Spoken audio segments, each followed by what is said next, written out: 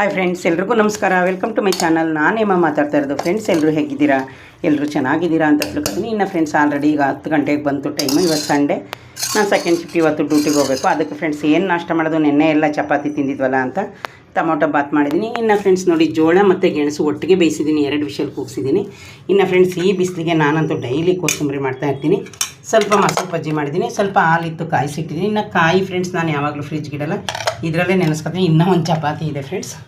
ಆಮೇಲೆ ಜ್ಯೂಸು ಈಗ ಫ್ರೆಂಡ್ಸ್ ನಾನು ಕಮ್ಮಿನೇ ಮಾಡ್ಕೊಂಡಿದ್ದೀನಿ ಇವಾಗ ಕುಡಿಯೋಕ್ಕೆ. ದಾಳಿಂಬೆ ಮತ್ತು ನಲ್ಲಿಕಾಯಿ ಇದು ಎರಡೇ ಹಾಕಿ ನಾನು ಸದ್ಯಕ್ಕೆ ಇವಾಗ ಜ್ಯೂಸ್ ಮಾಡಿದ್ದೀನಿ. ದಾಳಿಂಬೆ, ನಲ್ಲಿಕಾಯಿ, ಸ್ವಲ್ಪ ಬೀಟ್ರೋಟ್ ಹಾಕಿದ್ದೀನಿ, ಜಾಸ್ತಿ ಹಾಕಿಲ್ಲ. ಇನ್ನು ನೋಡಿದ್ರಲ್ಲ ಫ್ರೆಂಡ್ಸ್, ಇವತ್ತು ನನ್ನ ಮನೇಲಿ ನಾಷ್ಟ ಟೊಮೊಟೊ ಬಾತು, ಕೋಸಂಬರಿ, ಮೊಸರು ಬಜ್ಜಿ, ಇದು ಗೆಣಸು ಮತ್ತು ಜೋಳ ಹೆಲ್ತ್ಗೆ ತುಂಬ ಒಳ್ಳೆಯದು ಫ್ರೆಂಡ್ಸ್. 3 ತಂದಿದೆ, ಸದ್ಯಕ್ಕೆ ಇವಾಗ 1 ಬೇಯಿಸಿದ್ದೀನಿ, ಇನ್ನೂ 2 ಇದೆ. ಇನ್ನು ಬೆಲ್ಲ ಮಾಮೂಲಿ ನಾನು ಪುಡಿ ಮಾಡಿಟ್ಕೊಂಡಿರ್ತೀನಿ, ನಿಮಗೆ ಗೊತ್ತು.